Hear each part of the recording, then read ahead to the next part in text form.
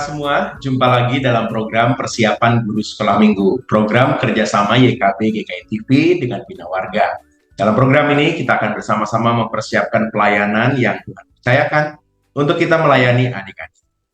Saya secara khusus dalam episode ini menyapa teman-teman para pelayan jemaat anak di GKI Pekanbaru dan pos-pos jemaatnya, juga teman-teman di sekitaran Lampung, ada GKI Metro, GKI Tanggamus, dan juga GKI Bandar Lampung.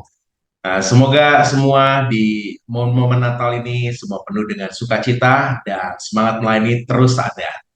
Dalam episode kali ini kita akan bersama-sama membahas kisah tentang kelahiran Tuhan Yesus. Kita mau memperkenalkan adik-adik tentang Tuhan yang lahir, dan kita mau membahas kisah ini berpaut pada teks firman Tuhan Lukas pasal yang kedua, ayatnya yang pertama sampai dengan 7. Nah, kita akan membahas firman Tuhan dan menemukan ide di penyampaian ceritanya. Tapi sebelumnya, mari kita berdoa. Tuhan, terima kasih untuk hari ini kami boleh bersama-sama mempersiapkan pelayanan kami, dan biarlah kesempatan ini kami boleh pakai dengan baik. Ya Roh Kudus, tuntunlah setiap kami sehingga kami boleh menggunakan kesempatan ini dengan baik. Kami bersyukur dalam Yesus. Amin. Kita mau membahas kisah kelahiran Tuhan Yesus dari Lukas pasal yang kedua ayat 1 sampai dengan 7.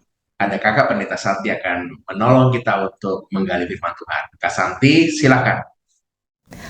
Terima kasih Kak Pendeta Hendra. Mari kakak-kakak kita membuka kitab dari Injil Lukas pasal 2 ayat 1 sampai 7. Injil Lukas pasal 2 ayat 1 sampai 7 saya akan baca untuk kita semua. Pada waktu itu Kaisar Agustus mengeluarkan suatu perintah menyuruh mendaftarkan semua orang di seluruh dunia. Inilah pendaftaran yang pertama kali diadakan sewaktu Kirenius menjadi wali negeri di Syria. Maka pergilah semua orang mendaftarkan diri masing-masing di kotanya sendiri. Demikian juga Yusuf pergi dari kota Nazaret di Galilea ke Yudea, ke kota Daud yang bernama Betlehem, karena ia berasal dari keluarga dan keturunan Daud, supaya didaftarkan bersama-sama dengan Maria tunangannya yang sedang mengandung. Ketika mereka di situ, tibalah waktunya bagi Maria untuk bersalin, dan ia melahirkan seorang anak laki-laki. Anaknya yang sulung lalu dibungkusnya dengan lampin dan dibaringkannya di dalam palungan, karena tidak ada tempat bagi mereka di rumah penginapan. Baik kakak-kakak yang dikasih Tuhan, berita kelahiran Yesus diawali oleh Injil Lukas pasal 2 ayat 1. Di sana dituliskan, pada waktu itu Kaisar Agustus mengeluarkan suatu perintah menyuruh mendaftarkan semua orang di seluruh dunia. Berita kelahiran Yesus itu ditempatkan oleh Injil Lukas dalam konteks masa pemerintahan Kaisar Agustus. Peristiwa penting itu dicatat dalam Injil adalah pendaftaran sensus semua orang di seluruh dunia. Kata semua orang di seluruh dunia berasal dari pasan ten oiko menen. Ya, kakak-kakak yang dikasih Tuhan, kekuasaan kerajaan Romawi pada waktu itu jadi disebut seluruh dunia, jangan dibayangkan seperti seluruh dunia sekarang ya. Tapi konteks pada saat itu mencakup kekuasaan kerajaan Romawi pada zaman Kaisar Agustus meliputi wilayah Italia, Dalmatia, Makedonia, Galia, Hispania, Afrika, Asia, Syria, dan Palestina. Karena itu Raja Herodes Agung adalah raja taklukan yang dipercaya oleh Kaisar Agustus untuk memerintah di wilayah Yudea. Dengan demikian, kesaksian Lukas 2 ayat 1 plus Injil Lukas hendak menegaskan bahwa kelahiran Yesus memiliki pengaruh yang sifatnya itu universal, yang sifatnya itu mendunia ya. Jadi bukan sekadar memiliki pengaruh yang sifatnya lokal, melainkan yang sifatnya itu mendunia. Selain itu kelahiran Yesus itu melampaui kekuasaan Romawi. Jabatan Yesus itu yang adalah anak Allah melampaui gelar Kaisar Agustus yang pada saat itu disebut sebagai Divivillus. Ya, jadi pada masa Kaisar Agustus dipercaya relatif saat itu suasana damai, namun dibandingkan dengan kehadiran Yesus yang sungguh-sungguh membawa damai. Jadi bukan sekadar damai yang situasinya fluktuatif, namun sungguh-sungguh membawa damai. Ya, kakak-kakak yang dikasih Tuhan, ketika kita baca lagi ya kelahiran Yesus dan selanjutnya, kalau kita baca itu selanjutnya kan di ayat 8 ya. Jadi ada para gembala dalam narasi Injil Lukas 2 mengalami pengalaman spiritual ya yang menggentarkan tapi juga sekaligus mempesona. Jadi kelahiran Yesus yang melampaui Pax Romana, jabatan Yesus yang adalah anak Allah itu yang melampaui gelar jabatan Kaisar Agustus. Namun di sisi yang lain, kelahiran dan kehadiran Yesus itu juga membawa pengaruh begitu ya bagi orang-orang yang sederhana, yaitu bagi para gembala. Jadi bukan saja membawa pengaruh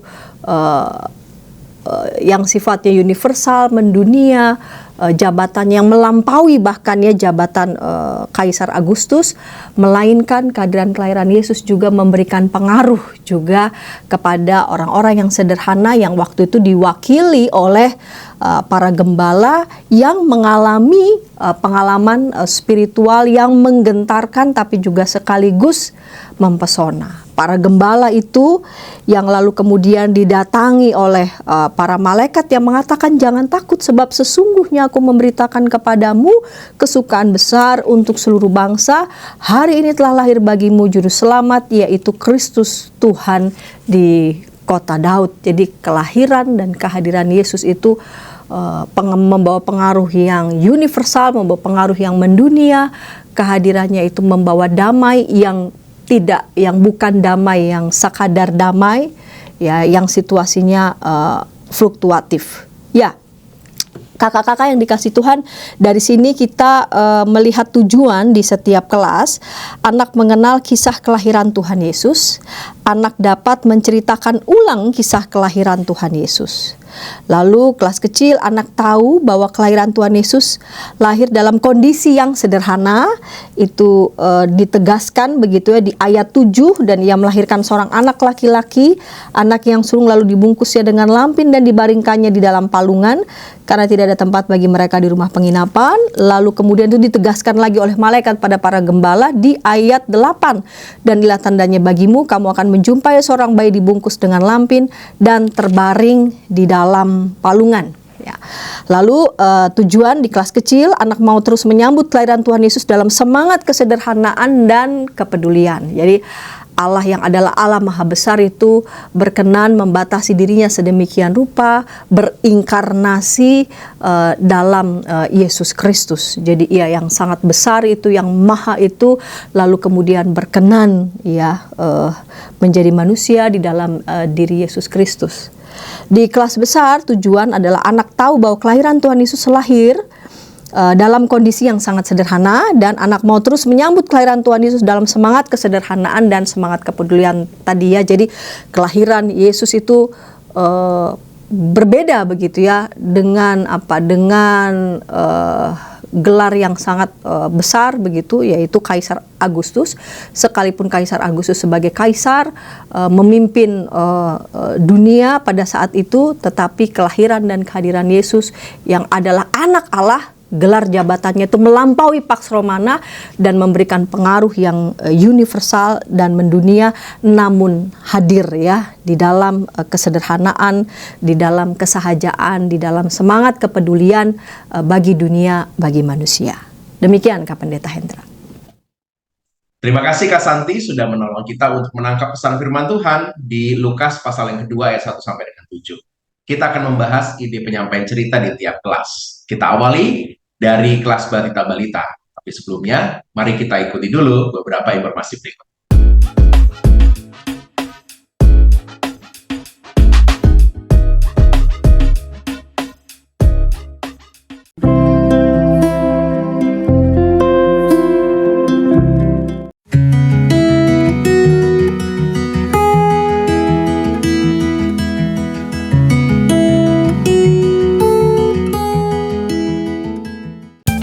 Sahabat, mari dukung pelayanan dan pekabaran Injil melalui YKB.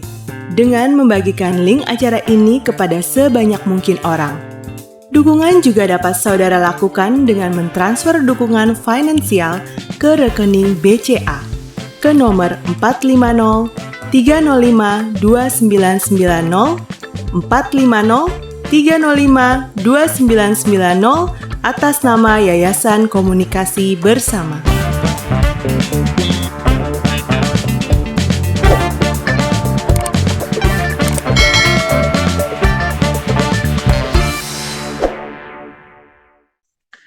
Masih dalam program persiapan guru sekolah minggu, kita sedang membahas kisah kelahiran Tuhan Yesus. Kita mau memperkenalkan adik-adik tentang Tuhan Yesus lahir. Lukas pasal 2 ayat 1 sampai dengan 7. Bagian firman Tuhan sudah kita bahas bersama Kak Pelita Santi, dan saat ini kita akan membahas ide penyampaian ceritanya. Kita awali dengan kelas Batita Balita.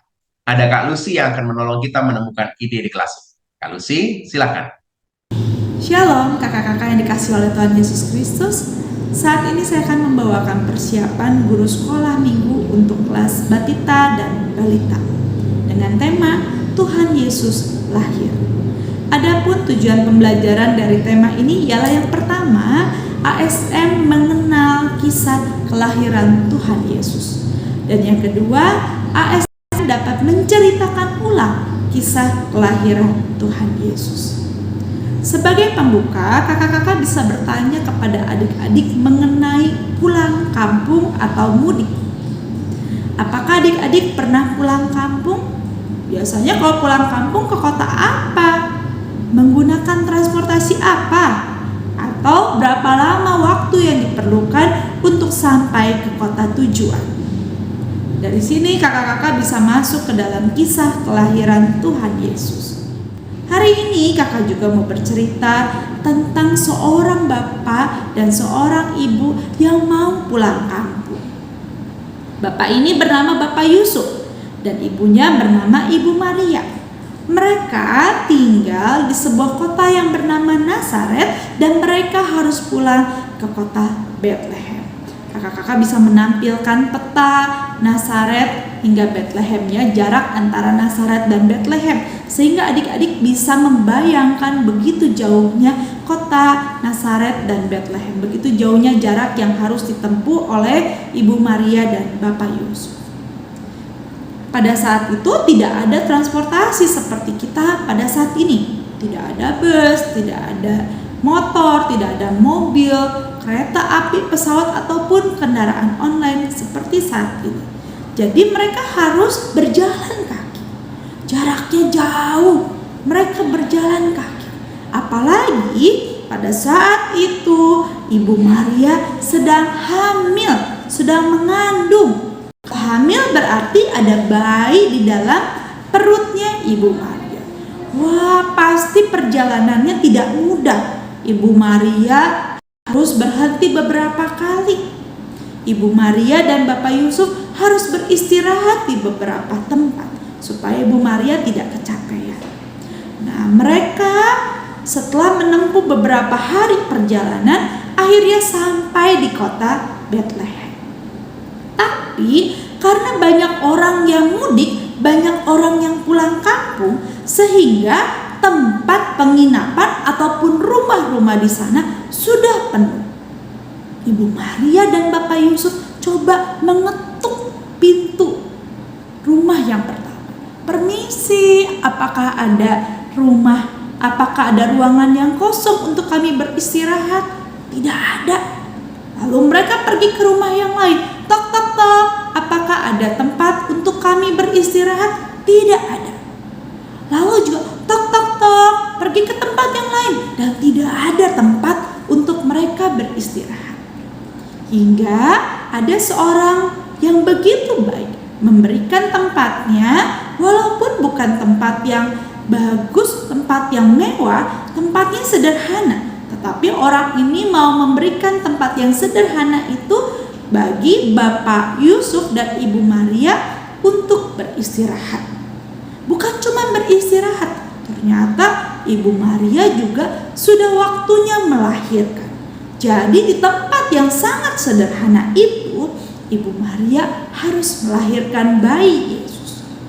Bayi Yesus lahir di tempat yang sangat sederhana. Dan ada orang baik, orang Bethlehem begitu baik yang mau membantu dan juga memberikan tempatnya untuk beristirahat dan juga melahirkan. Adik-adik, kalau orang Bethlehem bisa begitu baik memberikan tempat bagi Ibu Maria dan Bapak Yusuf untuk beristirahat dan juga melahirkan, maka adik-adik juga pasti bisa berbuat baik bagi orang-orang di sekitarmu, untuk mama, papa, kakak atau adik dan orang-orang di sekitarmu yang memerlukan bantuan.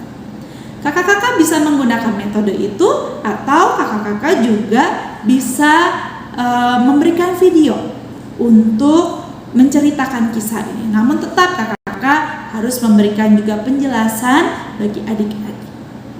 Lalu untuk ayat hafalan, kakak-kakak bisa mengambil dari Lukas 2 ayat 11 yang berbunyi demikian.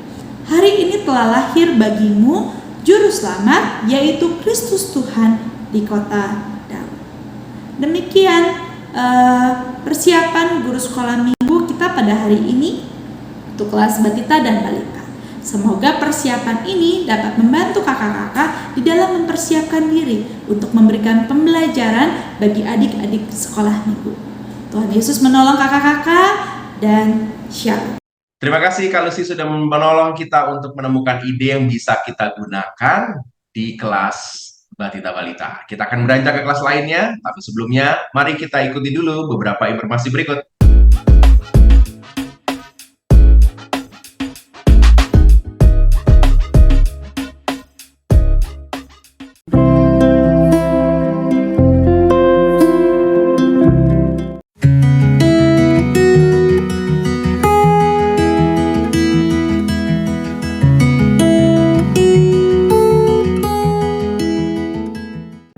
Sahabat, mari dukung pelayanan dan pekabaran Injil melalui YKB dengan membagikan link acara ini kepada sebanyak mungkin orang.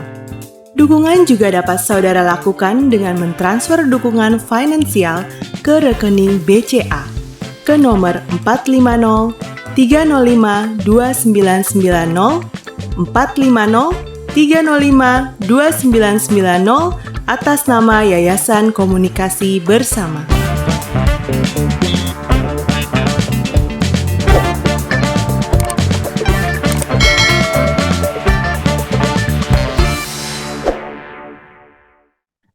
Masih dalam program persiapan guru sekolah minggu, kita sedang membahas kisah Tuhan Yesus lahir dari Lukas pasal yang kedua ayat 1 sampai dengan 7.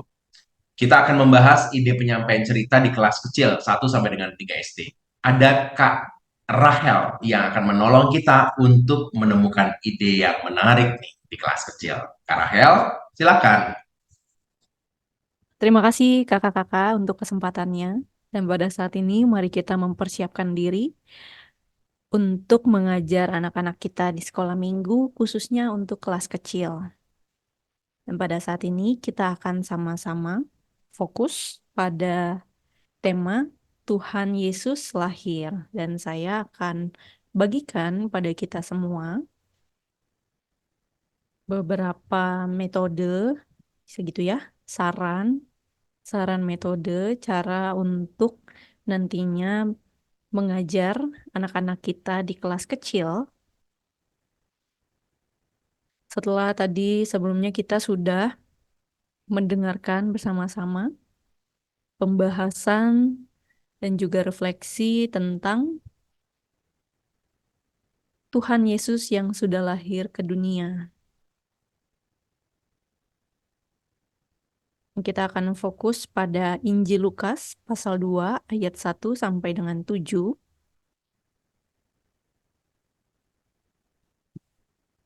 Untuk kelas kecil, kita akan sama-sama fokus mengajar anak-anak untuk memahami beberapa hal. Dan kalau di sini ada beberapa tujuan yang bisa kita usahakan ketika kita mengajar anak-anak di kelas kecil. Yang pertama tujuannya adalah anak tahu bahwa kelahiran Tuhan Yesus terjadi dalam kondisi yang sangat sederhana.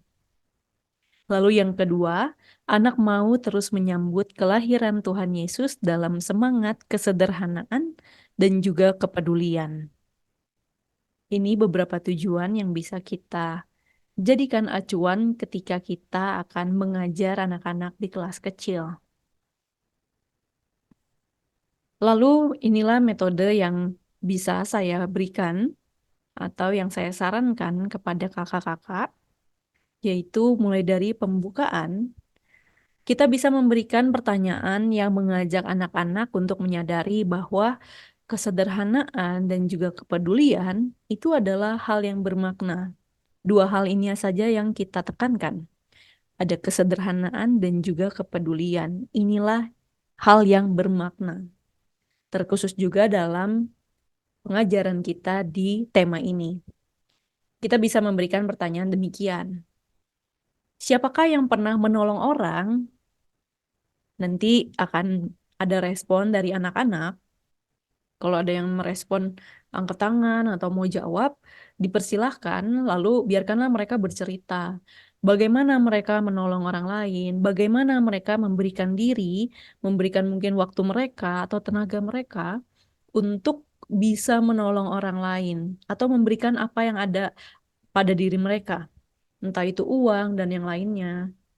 Lalu kita tanya lebih lagi, bagaimana perasaan kamu ketika sudah menolong orang lain?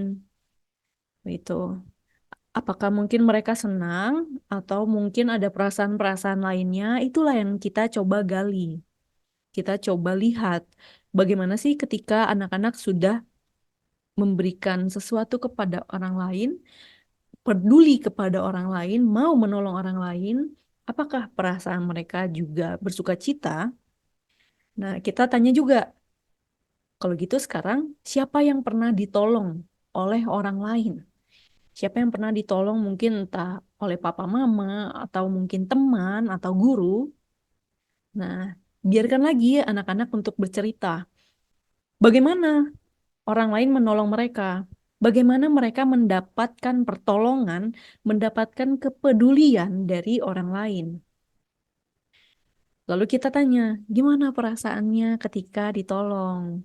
Atau mungkin anak-anak pada saat itu apakah sedang susah?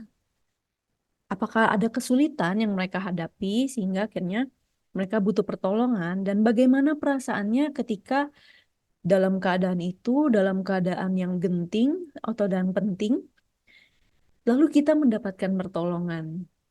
Tentunya semua ini, pertanyaan ini, mau mengajak anak-anak untuk melihat bagaimana ketika mendapat pertolongan, ketika merasakan kepedulian, itu membuat hati kita hangat, itu membuat kita bersuka cita, membuat diri kita juga mempunyai makna.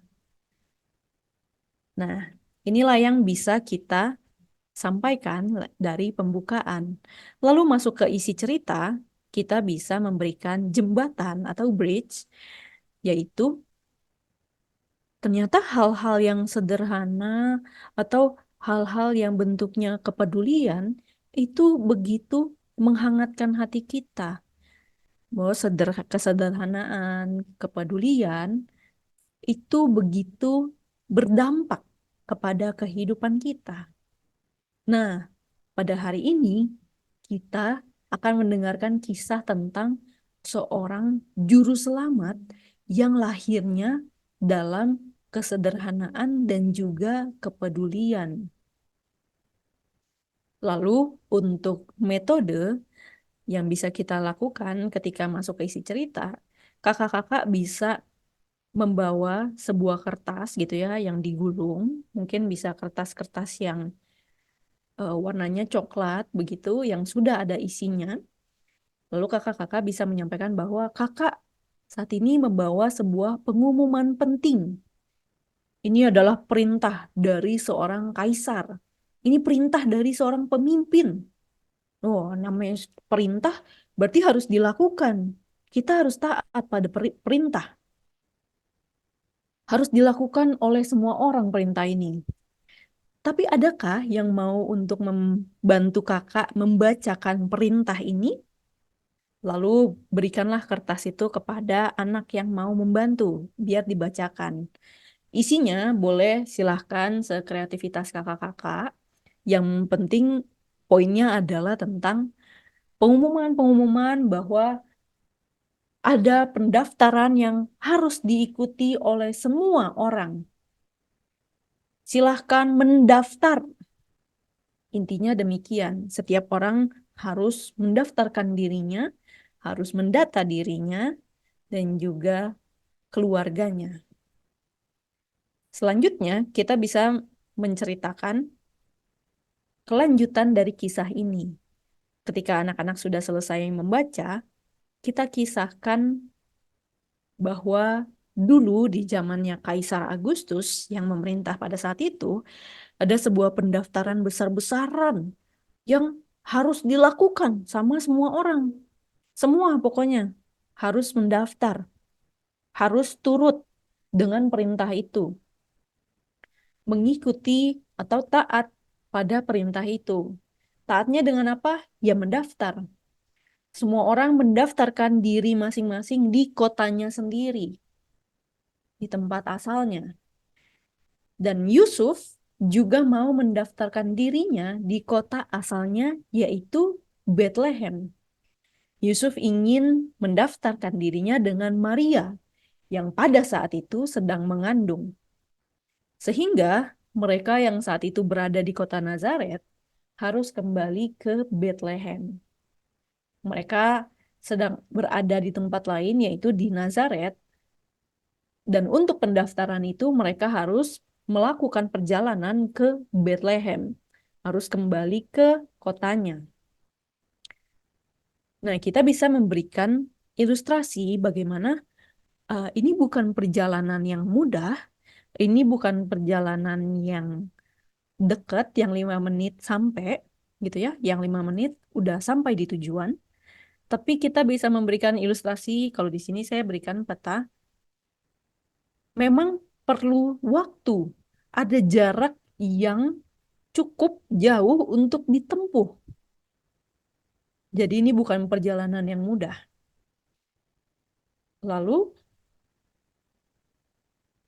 kita bisa lanjutkan kisah ini dengan menyampaikan bahwa penginapan yang ada di sana di Bethlehem itu penuh karena orang-orang kembali ke tempatnya untuk mendaftarkan diri. Nah, konteks ini, konteks tentang pendaftaran, apa yang terjadi pada saat itu bisa mendukung untuk menjelaskan ayat 7 yang menyebutkan kalau tidak ada tempat lagi bagi mereka di rumah penginapan. Begitu. Dan besar kemungkinan perjalanan yang ditempuh oleh Maria dan Yusuf, ditempuh sama keduanya, itu lambat atau membutuhkan waktu yang lebih karena ya namanya membawa ibu hamil ya. Namanya membawa Maria yang sedang mengandung. Gak mungkin perjalanan dilakukan dengan buru-buru. Pasti dilakukan dengan hati-hati dan akhirnya memerlukan waktu lebih. Sehingga akhirnya sesampainya di sana semua tempat sudah penuh. Lalu setibanya di Bethlehem, mereka harus mencari tempat untuk bersalin karena sudah waktunya Maria untuk bersalin. Kita bisa melihat ini, keterangan ini di ayatnya yang ke-6. Sampai akhirnya Maria pun melahirkan dan membungkus bayi Yesus dengan lampin dan dibaringkan di dalam palungan. Sedemikian jauh cerita yang bisa kita sampaikan kepada anak-anak. Untuk keterangannya sendiri, kita bisa menambahkan bahwa palungan itu adalah tempat di mana ditaruh makanan untuk kambing atau domba, untuk hewan-hewan, hewan ternak, begitu. Dan kain lampin itu adalah kain yang biasa digunakan juga untuk bayi-bayi hewan ternak itu.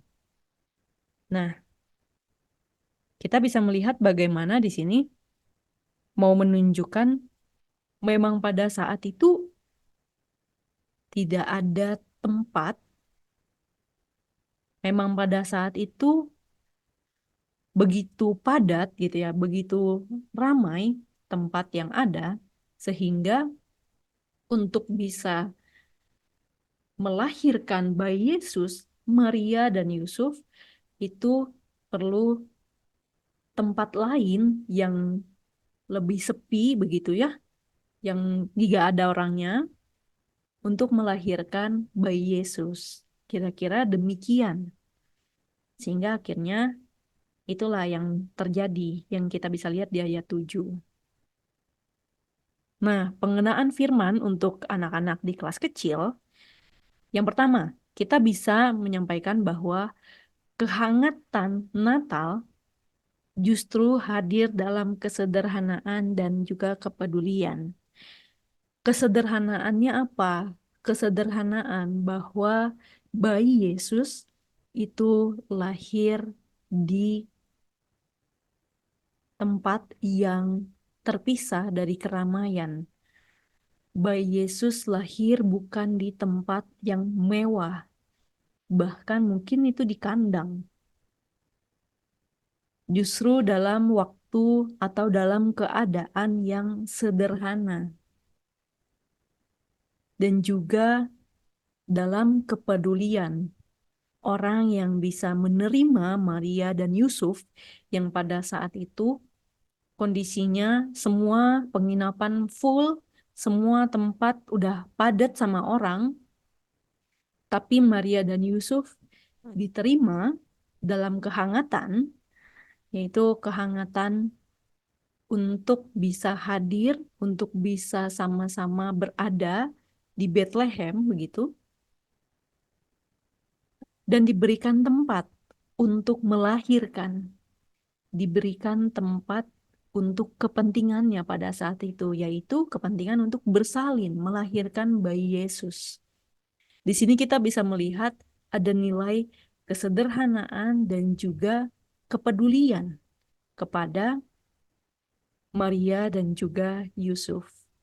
Dan dari situlah lahir juru selamat umat manusia, yaitu Yesus Kristus. Kita juga bisa sampaikan bahwa Natal itu tidak selalu tentang kado, kado Natal, barang-barang yang baru. Enggak juga tentang perayaan yang heboh, yang megah, yang bling-bling gitu ya. Pokoknya yang berisik gitu, hanya untuk bersenang-senang semata. Tapi justru Natal tadi, seperti poin yang pertama, itu adalah tentang kesederhanaan dan kepedulian. Nilai sederhana dan nilai peduli kepada sesama.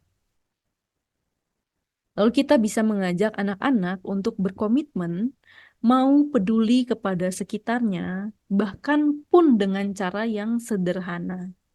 Ini yang mau sama-sama kita sampaikan kepada anak-anak.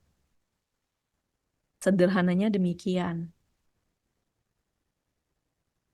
Kita bisa menyampaikan bahwa anak-anak perlu menghayati Natal ini, bahwa anak-anak bisa diajak untuk menyambut Natal ini dengan hal-hal yang sederhana, yang bentuknya kepedulian kepada sesama.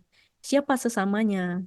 Yaitu orang tua, papa mamanya, kakak adiknya, teman-temannya, siapapun itu, kepada guru-gurunya, semuanya. Kita diajak untuk melihat bagaimana bahkan dalam cara yang sederhana, yang ada nilai kepeduliannya, kita bisa merasakan cinta kasih Tuhan. Kita bisa, kalau di sini, di kisah ini, ada kehangatan Natal lewat sukacita lahirnya Juru Selamat manusia, yaitu Yesus Kristus.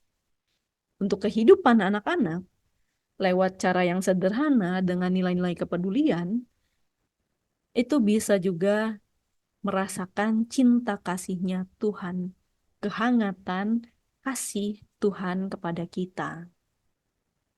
Mungkin kita bisa berikan contoh hal-hal yang sederhana gitu. Sudahkah anak-anak bilang sayang ke papa mamanya? Sudahkah anak-anak menyampaikan sayangnya kepada papa mama? Mungkin dengan aku sayang papa atau aku sayang mama, begitu. Atau mungkin juga bisa dengan sudahkah anak-anak membantu, semisal ketika melihat mamanya kesulitan atau mungkin ketika melihat mamanya atau papanya sedih, sudahkah anak-anak memberikan kasihnya, menolong orang tuanya dengan mungkin memeluk atau mungkin tadi menyampaikan kata-kata yang baik pada orang tua. Ada banyak sekali contoh hal-hal sederhana. Bisa juga dengan mungkin memberikan atau membantu temannya yang sedang kesulitan, begitu, atau membantu temannya yang sedang dibully, membela temannya, atau memberikan dirinya untuk menemani temannya ini ketika temannya sedang sendirian dan butuh orang lain. Ini hal-hal sederhana yang bisa kita ajak kepada anak-anak di kelas kecil untuk menyadari bahwa lewat kesederhanaan, lewat kepedulian, justru itulah spirit Natal yang sesungguhnya. Bukan yang merayakan dengan heboh, bukan bukan selalu tentang kado-kado Natal, tapi justru lewat tadi kepedulian kita lewat hal-hal yang sederhana. Nah, ini ada ayat emas yang juga bisa disampaikan, yaitu dari Injil Lukas pasal 2 ayatnya yang ke-11. Hari ini telah lahir bagimu juru selamat, yaitu Kristus Tuhan di kota Daud. Ini juga bisa kita bagikan kepada anak-anak di kelas kecil. Lalu untuk aktivitas, ini hal yang berkesinambungan ya, diskusi dan juga membuat kartu Natal ini.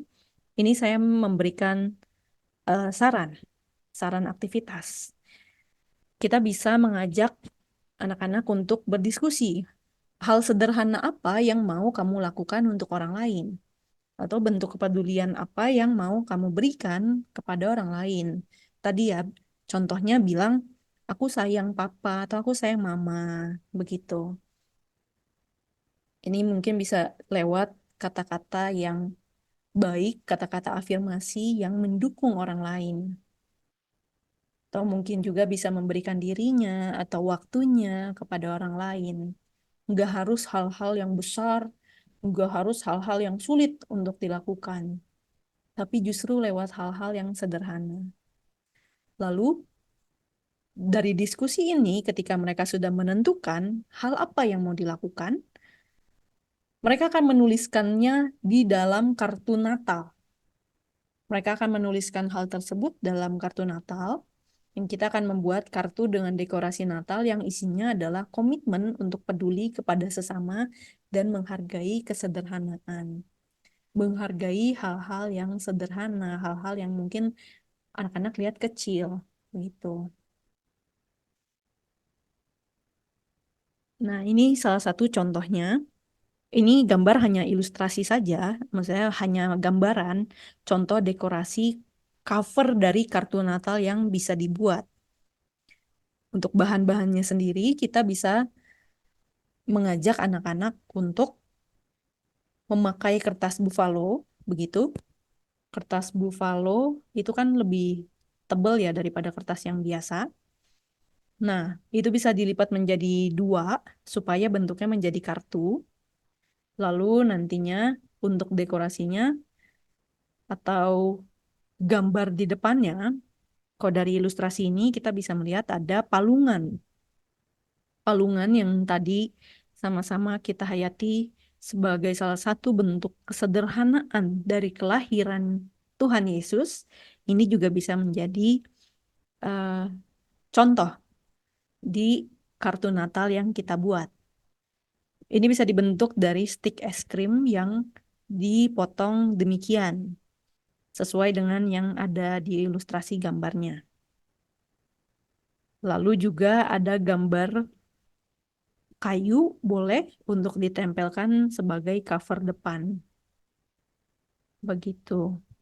Lalu selanjutnya ada guntingan-guntingan kertas kecil untuk isi palungan. Ini gambaran jerami ya, jerami yang ada dalam palungan.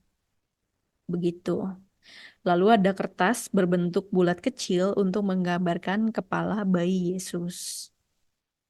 Nanti di dalamnya ketika dibuka bisa diisi dengan tadi komitmen yang mau dilakukan atau kepedulian yang mau dilakukan kepada sesama. Isinya bisa demikian. Anak-anak akan menulis. Nah, untuk apa sih aktivitas ini? Berhubung juga akan kita menyambut Natal ya. Aktivitas ini, kartu Natal ini bisa juga menjadi dekorasi Natal begitu. Mungkin juga bisa menjadi nantinya gantungan di pohon Natal yang mengingatkan anak-anak akan komitmennya. Anak-anak bisa menyimpan ini nanti lagi ke depannya anak-anak bisa mengingat komitmen apa yang mereka mau lakukan untuk menyambut kedatangan Tuhan Yesus. Untuk menyambut sukacita tadi, sukacita dalam kesederhanaan dan juga kepedulian. Ini yang boleh sama-sama kita sampaikan kepada anak-anak. Ini contohnya. Untuk itu, selamat mempersiapkan dan juga selamat melayani anak-anak Tuhan, terkhususnya juga di kelas kecil. Tuhan Yesus memberkati. Terima kasih Kak Rahel sudah menolong kita untuk menangkap ide yang bisa kita gunakan di kelas kecil. Kita akan beranjak ke kelas besar, tapi sebelumnya, mari kita ikuti dulu beberapa informasi berikut.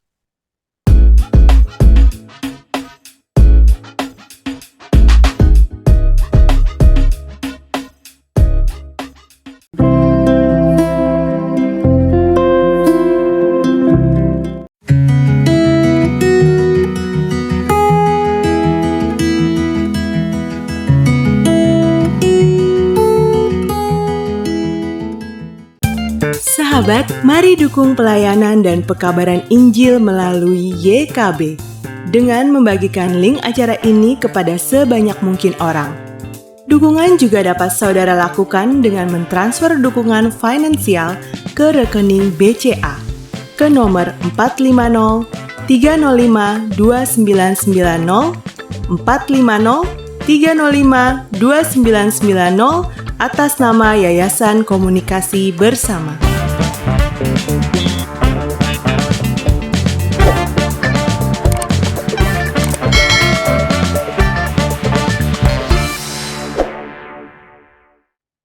Masih dalam program persiapan guru sekolah minggu, kita sedang membahas Lukas pasal yang kedua ayat 1 sampai dengan 7, kisah kelahiran Tuhan Yesus. Kita mau memperkenalkan adik-adik dengan Tuhan Yesus lahir. Kita akan menemukan ide penyampaian cerita di kelas besar, kelas 4 sampai dengan 6 SD. Ada Kak Florence yang akan menolong kita untuk menangkap kira-kira ide apa ya yang bisa kita gunakan. Kak Florence, silakan. Shalom kakak-kakak guru sekolah minggu yang Tuhan kasihi. Pada kelas besar kali ini kita akan memiliki 2 tujuan pembelajaran kelas besar. Yang diantaranya pertama, anak tahu bahwa kelahiran Tuhan Yesus lahir dalam kondisi yang sangat sederhana. Lalu yang kedua, anak mau terus menyambut kelahiran Tuhan Yesus dalam semangat kesederhanaan dan kepedulian. Di sini saya mengusulkan jikalau kakak-kakak memiliki rekan GSM lainnya sekitar 4-5 orang, kakak-kakak bisa memperagakan tokoh yang cukup penting dalam kisah kelahiran Yesus Kristus ini. Di antaranya yang pertama, ada tokoh yang memperagakan sebagai ajudan Kaisar Agustus. Nah, ajudan Kaisar Agustus ini untuk apa begitu ya? Tugasnya adalah mengumumkan atau mengabarkan kepada para penduduk mengenai perintah Kaisar Agustus yang berbunyi semua penduduk segera mendaftarkan atau mendata diri, pekerjaan, status, dan lain-lain yang bertujuan untuk sensus penduduk. Itu tokoh yang pertama. Lalu tokoh yang kedua ada yang meragakan sebagai Yusuf dan Maria. Nah, jadi ketika memperagakan dua tokoh Yusuf dan Maria ini, kakak-kakak bertugas bercakap-cakap di tengah perjalanan ke Bethlehem. Sekaligus dalam perjalanan ketika di Bethlehem, Maria akan melakukan proses bersalin. Nah, untuk yang menjadi Yusuf sembari bersusah payah begitu ya, mencari penginapan untuk tempat bersalinnya Maria. Lalu memperagakan tokoh yang ketiga sebagai penjaga penginapan. Nah, rekan-rekan GSM yang terkasih, yang menjadi ajudan Kaisar Agustus di awal boleh memperagakan penjaga penginapan, hanya mengganti kostum saja begitu ya. Tugasnya adalah menolak menerima Yesus dan Maria untuk menginap di penginapan mereka, apalagi menolak untuk bersalin di dalam penginapan orang tersebut. Jadi ketika Yusuf ini tengah mengetok-ngetok beberapa penginapan, maka penjaga penginapan ini bisa bertugas atau berakting untuk menolak Yusuf untuk menginap di tempat mereka. Lalu tokoh yang keempat yaitu sebagai pemilik kandang domba. Nah, pemilik kandang domba ini juga bisa bergantian dengan penjaga penginapan atau yang menjadi ajudan Kaisar Agustus begitu ya. Yang penting tidak digantikan oleh tokoh Yusuf dan Maria, karena Yusuf dan Maria ini akan selalu ada dari awal sampai akhirnya. Pemilik kandang domba ini bertugas untuk menerima Yusuf dan menerima proses persalinan Maria. Tapi bukan di dalam penginapan, tapi di dalam kandang domba yang dimiliki oleh pemilik kandang domba ini. Nah, di dalam kandang domba tersebut pastinya ada palungan yang merupakan wadah makanan bagi hewannya. Sekaligus palungan itu yang nantinya akan menjadi tempat bagi Yesus tertidur ketika baru dilahirkan. Nah, kakak-kakak guru sekolah minggu yang terkasih bisa bercerita memperagakan tokoh ini sebagai salah satu stimulus anak-anak sekolah minggu agar mereka betul-betul masuk ke dalam cerita yang akan kita sampaikan. Dan memperagakan tokoh ini juga membantu kita untuk lebih mudah menyampaikan pesan dalam Alkitab dibandingkan hanya dibaca saja. Cara yang kedua, jikalau guru-guru sekolah minggu memiliki keterbatasan dalam sumber daya manusia di tempat bertanya pertanyaan stimulus ini. Guru-guru sekolah minggu bisa bertanya kepada anak-anak berapa jumlah teman-teman di sekolah mereka dalam satu kelas.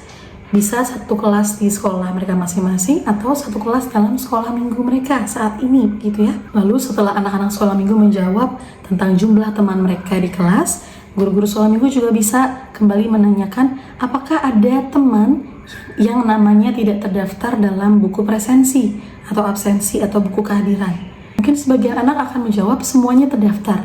Makanya anak-anak sekolah minggu mengetahui jumlah kelas ada 20 anak begitu. Karena di dalam buku kehadiran isinya 20 anak. Maka di sini guru-guru sekolah minggu bisa masuk ke dalam cerita Alkitab mengenai pendataan ini. Pada saat itu pun Yusuf dan Maria dari Galilea Nazaret pergi ke Bethlehem untuk melakukan pendataan diri. Karena dulu belum ada handphone, dulu juga kita tidak bisa mengisi kuesioner dalam bentuk online, maka perintah dari Kaisar Agustus agar semua penduduk datang ke Bethlehem untuk mendata diri, maka Yusuf dan Maria pun mau tidak mau melakukan perjalanan yang sangat jauh, meskipun dalam kondisi Maria sedang mengandung bayi Yesus. Nah, maka dari situ anak-anak dapat mengetahui mengapa Yesus bisa lahir di Bethlehem. Nah, guru-guru sekolah minggu yang terkasih, di sini saya juga melampirkan beberapa foto yang kira-kira bisa membantu anak-anak mencerna bagaimana kondisi zaman dulu.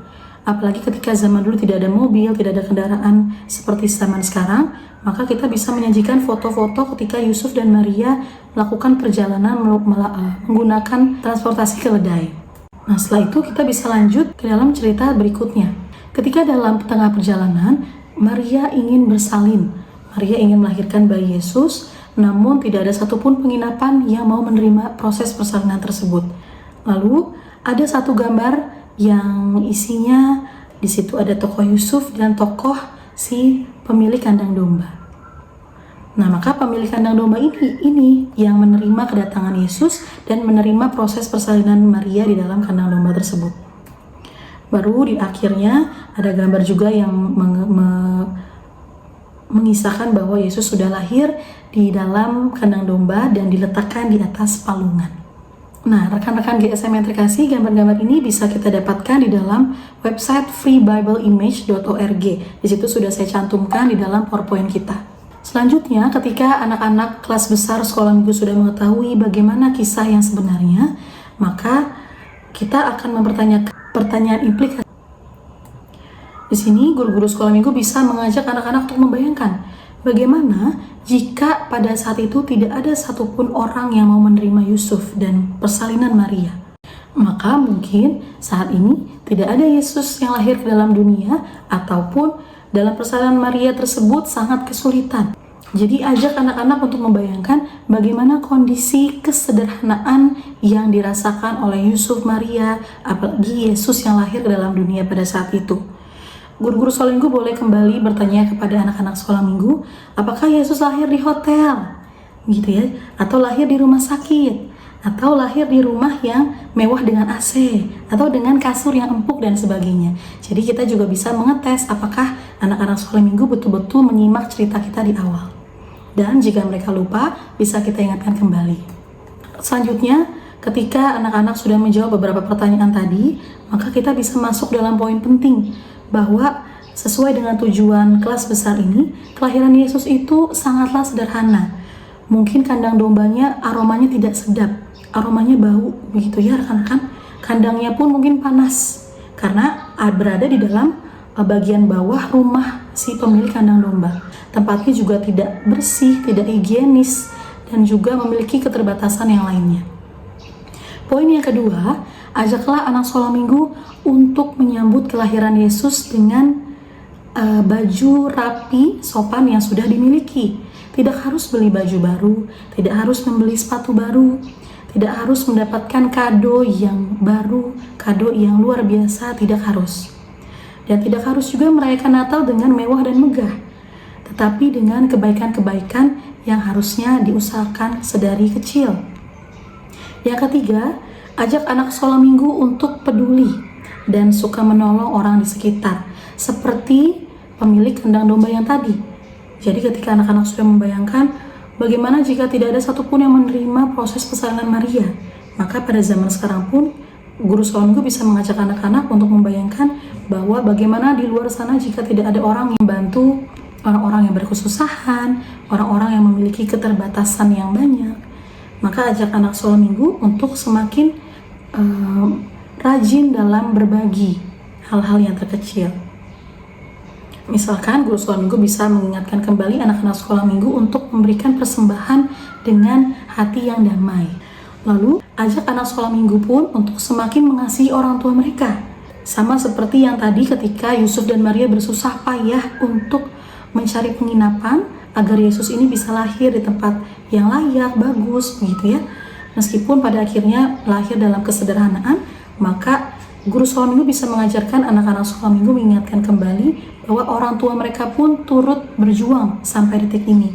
Ketika anak-anak sekolah minggu sudah kelas besar, sudah berada dalam kelas 5 SD, 6 SD, atau mungkin ada yang 1 SMP, maka dari proses mereka lahir sampai detik ini orang tua sangat berusaha dan berjuang untuk mereka.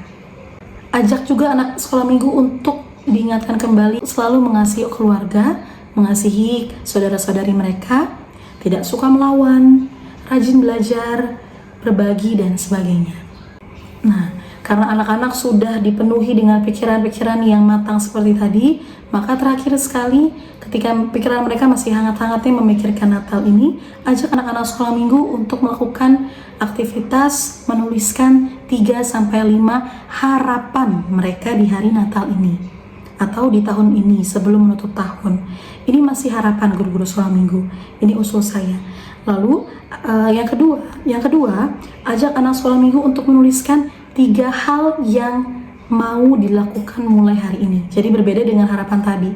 Kita bisa membuka pikiran mereka, harapan itu tentang apa, begitu ya. Tapi kalau 3 hal yang mau dilakukan ini seperti ikrar, seperti janji, atau seperti hal-hal yang harus dilakukan mulai sekarang. Nah, setelah itu ketika anak-anak sudah selesai melakukan aktivitas ini, guru-guru sekolah minggu mungkin bisa menaruh tulisan mereka di dalam tempat-tempat tertentu yang nantinya akan bisa mereka lihat lagi di kemudian hari, di kemudian minggu, dan mereka pun akan terus diingatkan tentang hal-hal yang sudah lalu. Selanjutnya, guru-guru sekolah minggu bisa menutup sekali lagi dengan meresum atau merangkum kisah dari awal hingga akhirnya. Ya, guru-guru sekolah minggu yang terkasih, demikian yang bisa saya sampaikan dalam persiapan guru sekolah minggu kelas besar. Kiranya guru-guru sekolah minggu tetap semangat dalam menyampaikan materi kepada anak-anak kita. Tuhan Yesus memberkati. Terima kasih Kak Floren. Sudah semua nih. Kelas Batita-Balita ada Kak Lucy, ada Kak Rahel di kelas kecil, dan Kak Florence di kelas besar. Terlebih Kakak Pendeta Santi sudah menolong kita untuk menangkap ide yang ada dalam pesan firman Tuhan yang kita sampaikan kepada adik-adik. Demikianlah episode kali ini. Semoga sukacita Natal terus terasa dalam hari-hari kakak-kakak semua. Dan sampai jumpa lagi di episode minggu depan. Tuhan Yesus berkati.